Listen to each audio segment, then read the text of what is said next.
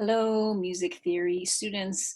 This is the second video about the three harmonic sequences where I will be looking at the deceptive resolution sequence as talked about in the Harmony Through Melody textbook, where you should be reading more about each one of these sequences. So this video will just talk about the baseline, which is the most important part in setting up our sequences.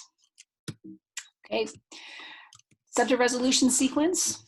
Different from the descending natural succession sequence, this one, the baseline moves by thirds. So downbeat to downbeat, thirds, starting with the tonic and ending with the supertonic or with the two chord, okay, the two triad. Okay, and again, these downbeats will always be triads.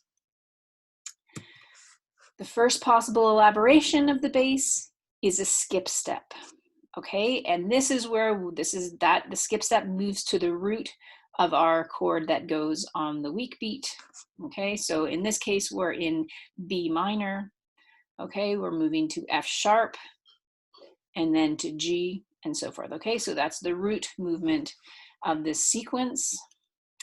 The second possible elaboration is to do passing with a 6 chord. So notice this is a first inversion triad, and the 5/7 is not allowed. So the 7th chord in this instance is not used. Only if you're going to use the passing, then it needs to be in a first inversion triad on the weak beat.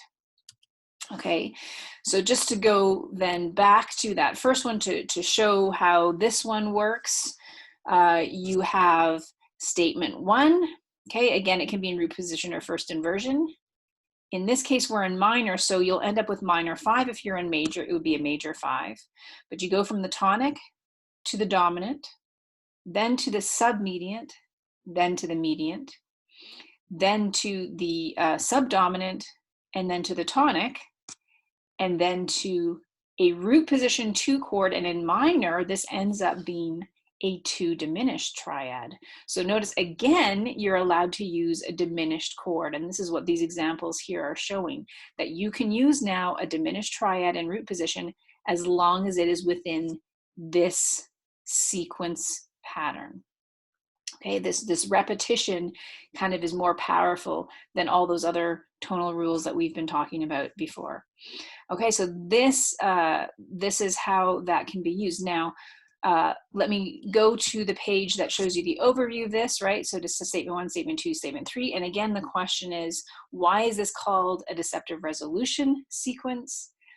It's because it starts with what we have been talking about in terms of our deceptive resolution, right? So we go from a tonic to a dominant. Now, in this case, it's minor because we're in a minor key, but if we were in major, that would be a tonic to a major 5 to 6. So that first pattern in the root position pattern of this sequence creates a deceptive resolution.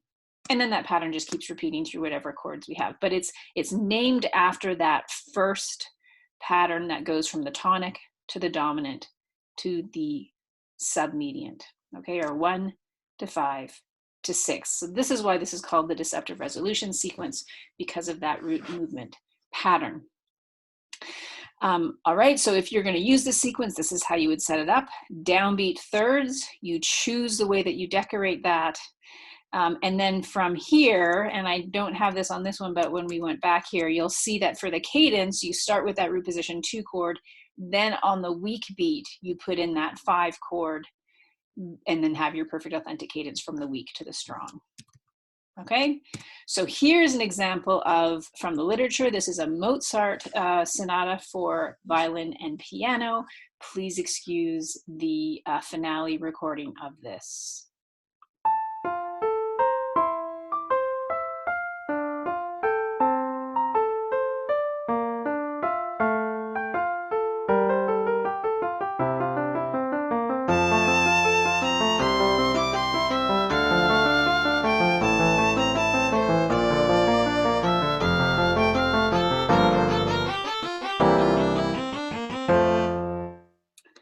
that should also sound a whole lot like Pachelbel's canon to you. So you can now start recognizing when you've heard sequences like this in the greater music world. Okay, so this is your deceptive resolution sequence.